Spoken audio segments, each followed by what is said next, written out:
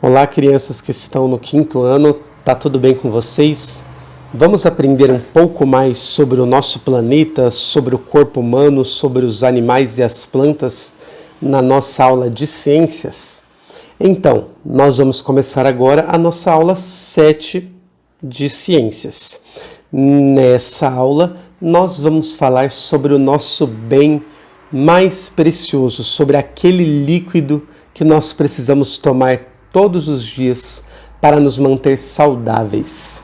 Nós vamos falar hoje da água. Primeiro, vamos falar do nosso planeta. Por que será que o nosso planeta recebe o nome de planeta Água? Vamos também falar sobre a vida no planeta Terra. Você sabia que a vida no planeta, de acordo com os cientistas, começou na água? Depois vamos falar sobre as diferenças entre água doce e água salgada. Vamos falar de formas de cuidar da água. Um pouquinho vamos falar também do ciclo da água e ao final eu deixo a pergunta para você. Quanta água você já gastou hoje? Será que toda a água que você gastou foi gasta de forma consciente, com responsabilidade? Vamos descobrir juntos nessa aula. A gente começa falando da Terra, planeta Água. Bom, o nosso planeta chama planeta Terra ou planeta Água? Vamos conversar sobre isso olhando lá para a imagem que está na página 188 da sua apostila. Lá na página 188 e 189, você tem uma representação, um desenho do nosso planeta. E aí tem algumas perguntas lá no canto direito extremo que nós vamos conversar juntos agora. Vamos ler a primeira pergunta. Ao observarmos nosso planeta, que porção é maior? A de água ou a de terra? Então, olhando para o planeta Terra, a que conclusão você pode chegar? Que o planeta tem mais água ou mais terra? O que você acha?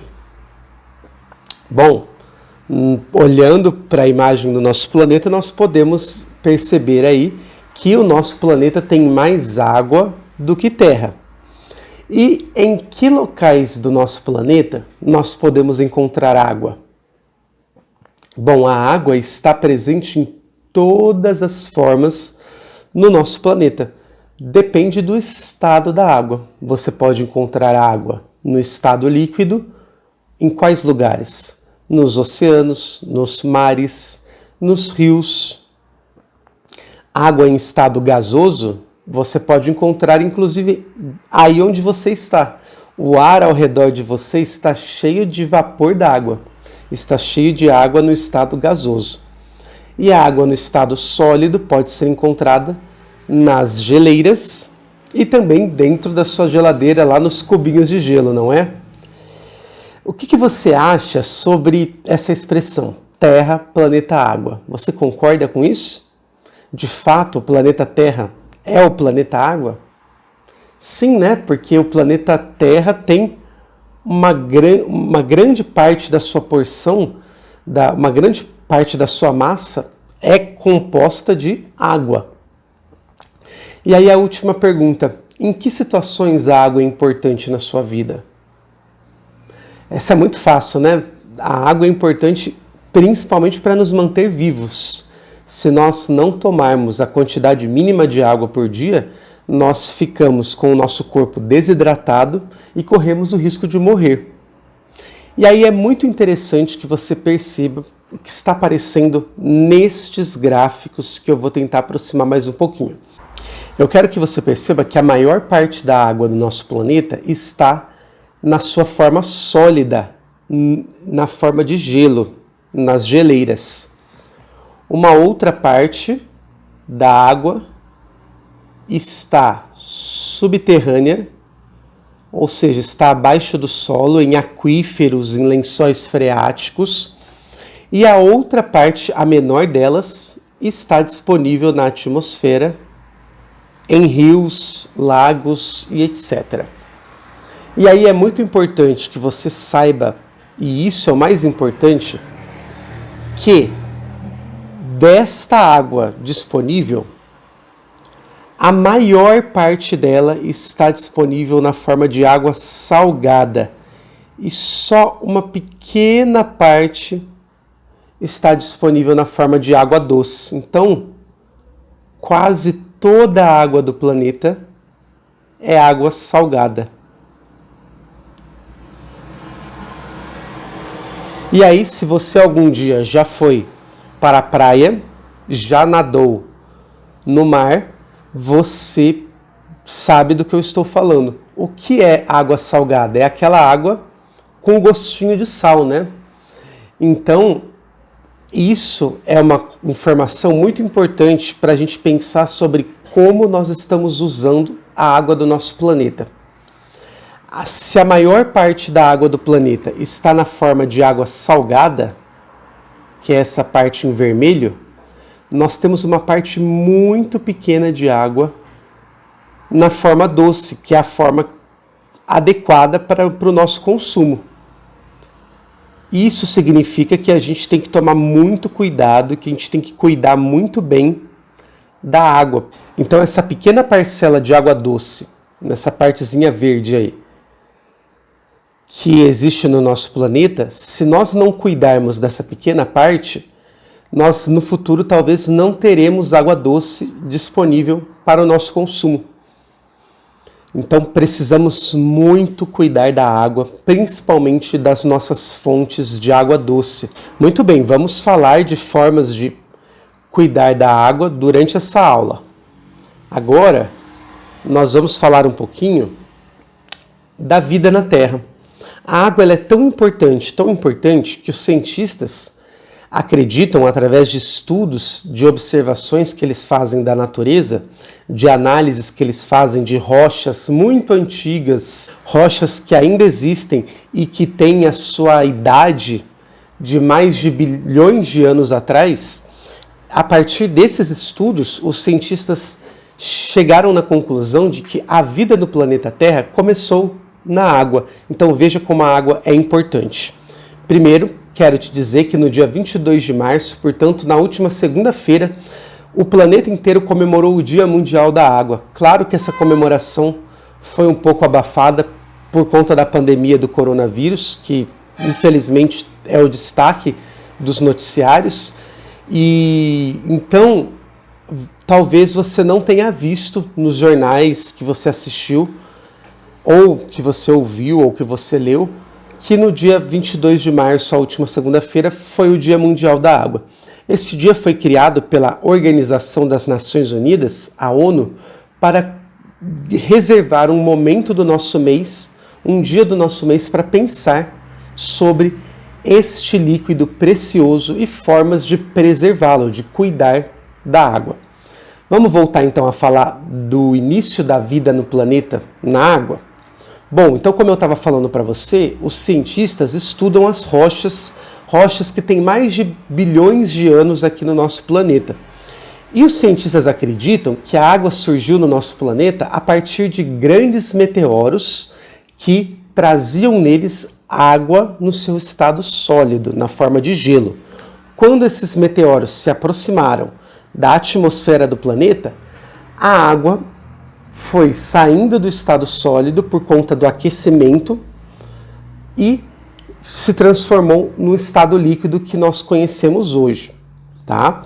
Então, no começo do nosso planeta, quando o nosso planeta ainda era uma grande bola de fogo, você deve ter estudado alguma coisinha sobre isso lá no quarto ano, ou você ainda vai estudar, tá bom? Não se preocupe, mas os cientistas acreditam que há 4,6 bilhões de anos atrás, o nosso planeta era ainda uma grande bola de fogo.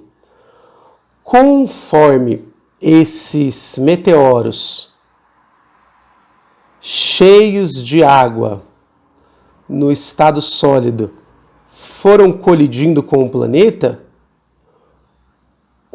foi se resfriando, foi ficando menos quente e começaram a aparecer pequenos lagos e também grandes oceanos, tornando possível, portanto, a existência de pequenos seres vivos, pequenas células, pequenos seres vivos com um pedacinho só, que começaram a existir nesses primeiros oceanos, tá bom?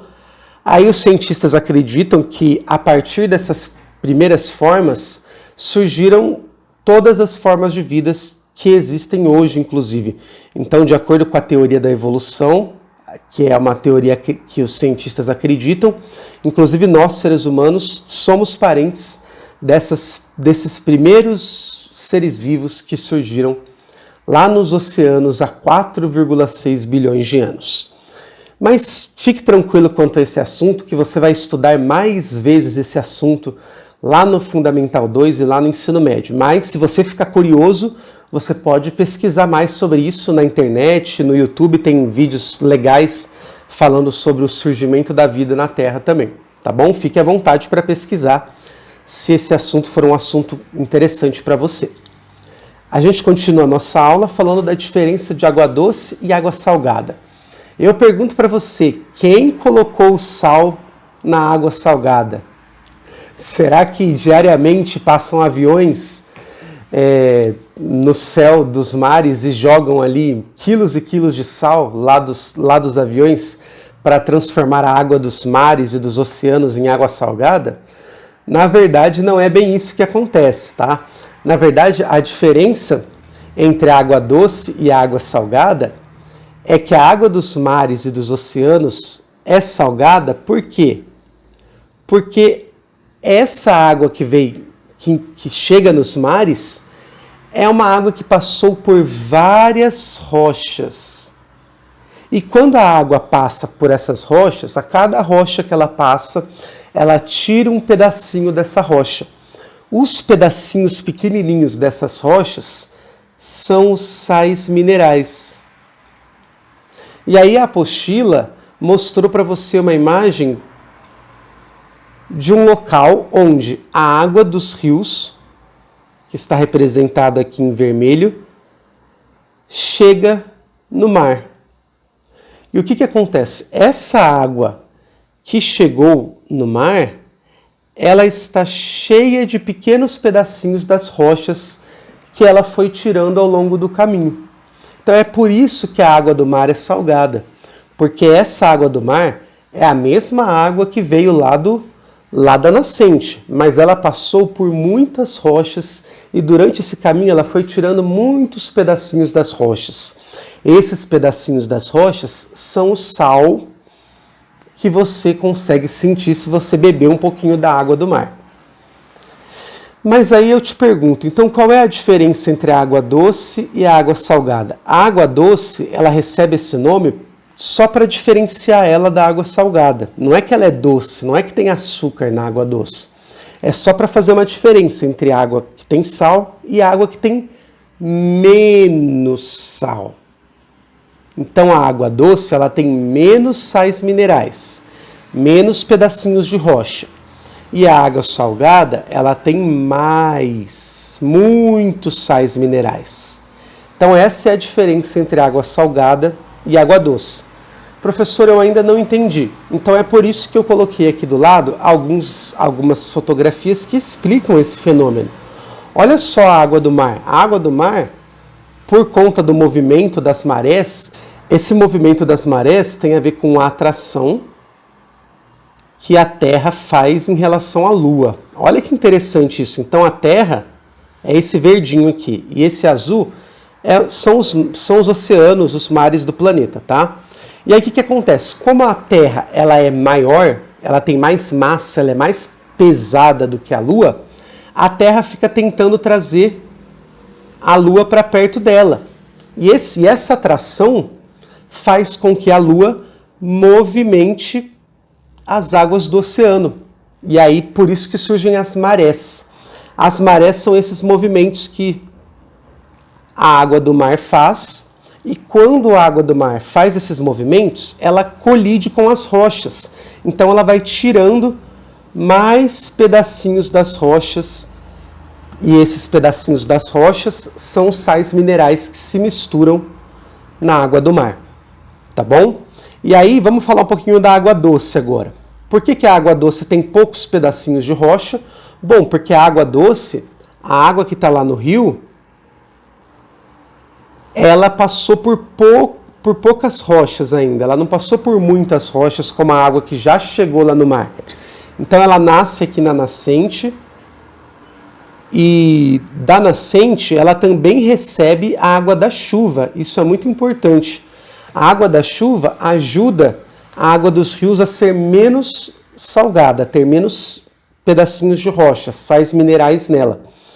Outra coisa legal também é que a água que está nos rios, quando ela chega nos mares, ela também recebeu a água que está abaixo do solo, a água que está nos lençóis freáticos, nos aquíferos. E essa água dos aquíferos, ela é cheia de sais minerais, porque ela está passando a todo momento entre rochas que fazem parte do solo.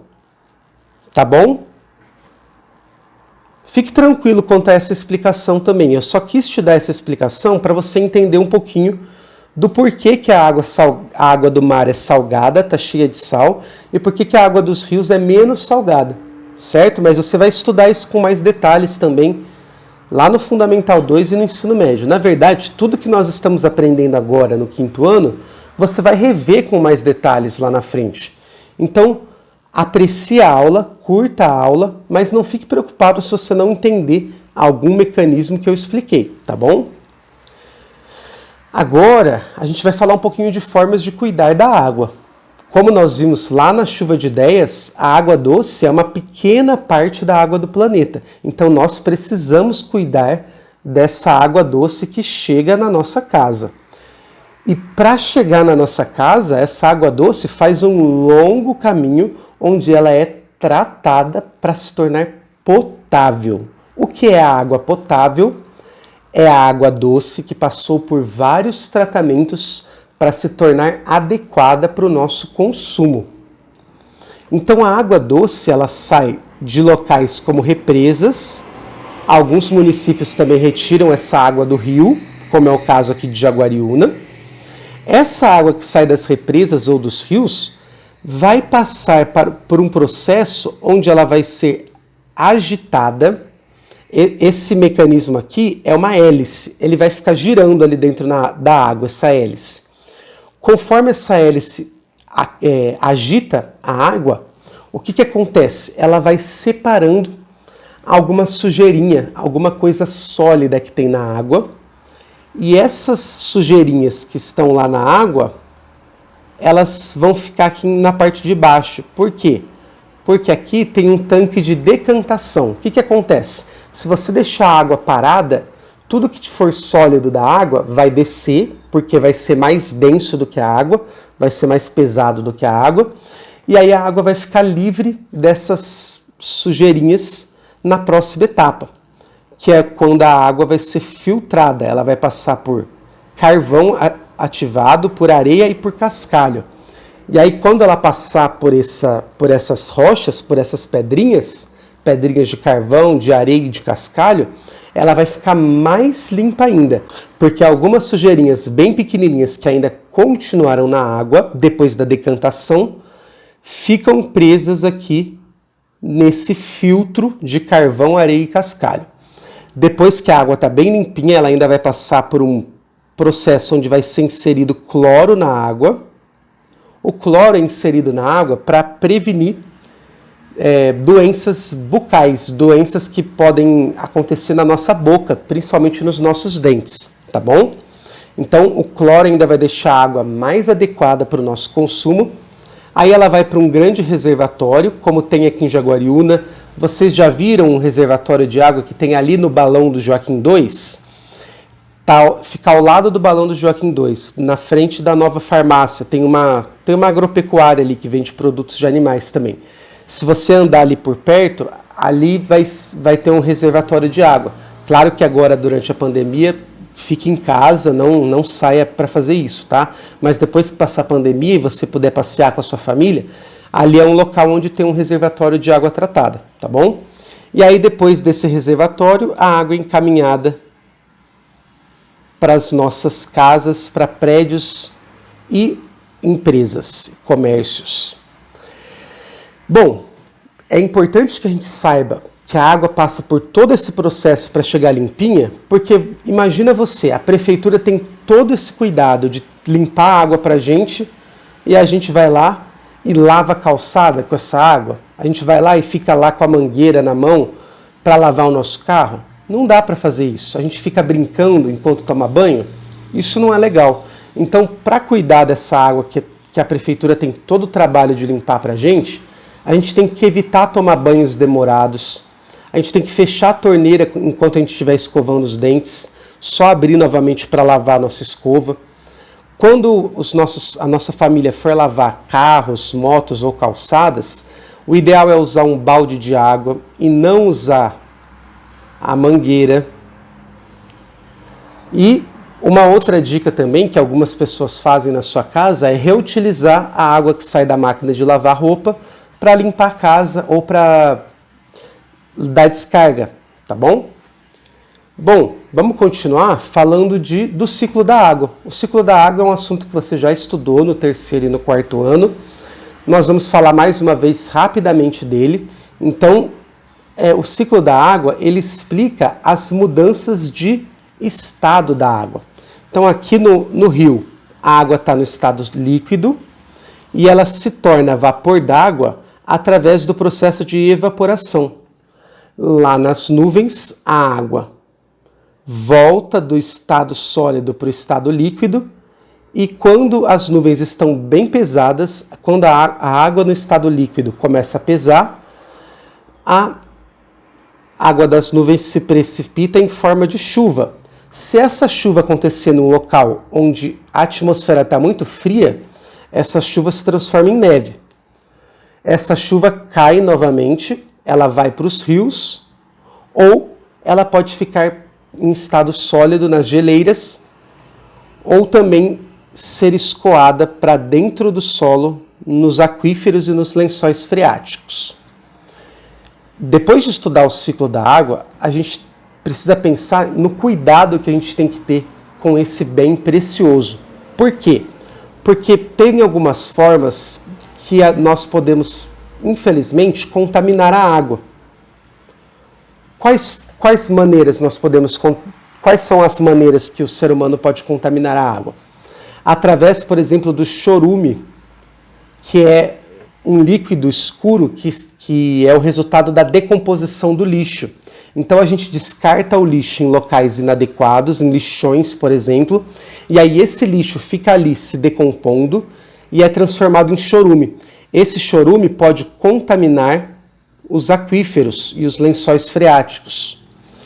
Outra coisa que pode contaminar a água doce é o descarte inadequado do esgoto. Infelizmente, tem muitas cidades do Brasil que descartam o seu esgoto direto nos rios. Então, esse esgoto vai poluir a água dos rios. A água dos rios pode ser contaminada também por indústrias ou por dejetos da agricultura. Por exemplo, quando o ser humano tem uma grande quantidade de porcos, de suínos, para criar, ele tem uma criação de suínos, esses porcos, eles eliminam muitos dejetos, eles fazem muito cocô e esse cocô fica em piscinas de cocô que podem contaminar também os aquíferos e a água dos rios, tá bom? Então, a agricultura também é uma atividade humana que precisa de muitos cuidados para não poluir a água. E o uso de muito agrotóxico na água também ajuda a deixar a água mais poluída. O uso de agrotóxicos tem que ser feito com consciência. Pouco agrotóxico, porque infelizmente, atualmente a gente ainda não consegue produzir plantas, cultivar plantas sem usar os agrotóxicos. Para terminar nossa aula, vamos falar sobre quanta água eu gasto, quanta água eu gastei, de que forma eu estou gastando a minha água.